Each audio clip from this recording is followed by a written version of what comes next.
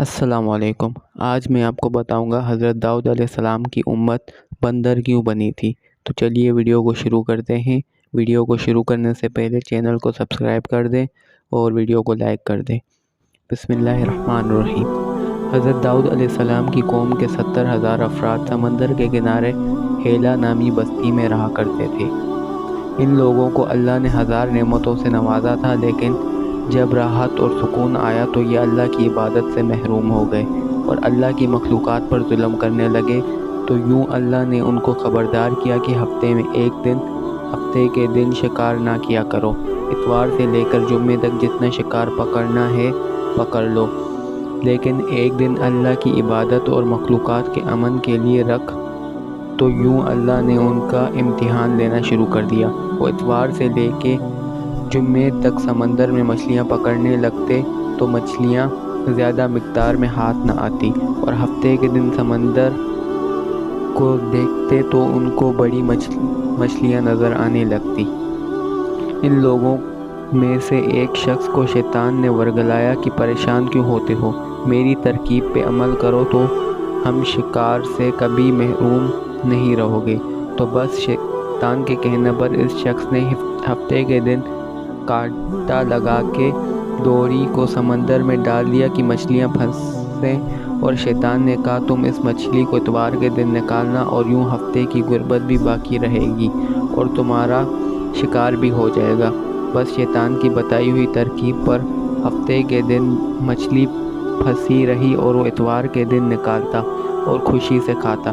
جب آس پاس کے لوگوں نے پوچھا تو ان کو بھی یہی ترکیب بتانے لگا، اور یوں اس قوم کے کچھ لوگ ہفتے کے دن مچھلی پکڑنے کے لیے جال پھینکتے، اتوار کے دن نکالتے، اور کچھ نے تو اس سمندر میں سے نالیاں بنا کے چھوٹے چھوٹے تالاب بنا دیے تاکہ اگلے دن جیسے ہی مچھلیاں یہاں سے گزریں تو ان تالاب میں پھنس جائیں اور ہم اتوار کو ان مچھلیوں کو نکال کے پکا کے کھائیں۔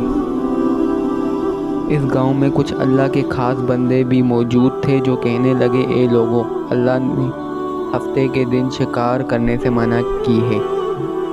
یہ جو تم جال پھینک دیتے ہو یا چھوٹے چھوٹے تالاب بناتے ہو، ان میں ہفتے کے دن اگر مچھلی پھنستی ہے تو یہ شکار ہفتے کے دن کا ہوگا۔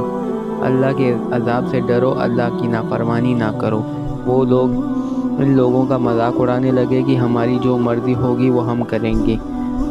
اب اس بستی میں 3 گروپ بن گئے۔ ایک گروپ میں 70,000 لوگ تھے جو نافرمان لوگوں کی بار بار اصلاح کرتے، دوسرے وہ جو ان لوگوں سے نفرت کرتے اور خاموشی اختیار کرتے، اور تیسرے وہ جو گمراہ ہو کر اللہ کی نافرمانی کر رہے تھے۔ تو یوں نیک بندوں نے اس بستی کی بیچ میں سے دیوار کو کھڑا کر دیا اور یہ نافذ کیا کہ اللہ کی نافرمانی کرنے والے اس طرح ہو جائیں اور ہم جو اللہ کے فرما بردار ہیں وہ اس طرف رہیں گے۔ وہ سارے لوگ بار بار ان سے کہتے رہے اے لوگوں، اللہ سے ڈرو۔ قوم سمود اور قوم لوط کا جو حشر ہوا اس کو یاد کرو، اللہ کی نافرمانی نہ کرو ورنہ تم پر بھی کوئی عذاب آئے گا۔